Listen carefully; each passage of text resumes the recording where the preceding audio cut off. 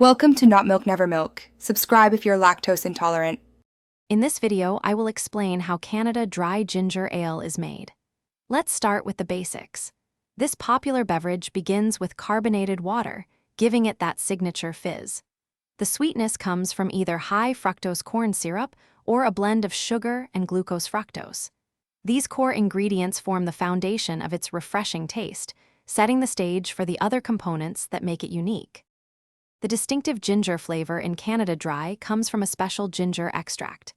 This concentrated substance, known as ginger olorsin, is added in very minor quantities, making up a tiny fraction of the overall drink. Interestingly, the dry in Canada Dry refers to its original formulation being less sweet compared to other ginger ales available when it was first created. This balance gives it a crisp, refreshing profile. The production of Canada Dry Ginger Ale involves a precise mixing process. All the ingredients, including the carbonated water, sweeteners, ginger extract, and natural flavors, are combined in specific ratios. Following this, the beverage undergoes carbonation, infusing it with the bubbles that make it so refreshing.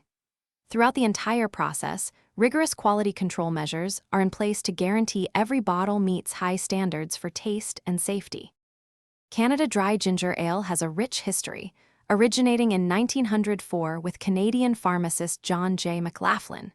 He perfected the pale dry ginger ale formula, which was less sweet than other options at the time. This innovation quickly gained popularity, leading to its widespread availability. Before we wrap up, remember to check the description below for a link to the new Kindle Paperwhite and other great deals. It's perfect for enjoying your favorite books anywhere. Thanks for watching. If this was helpful, leave a like and consider subscribing. See you next time.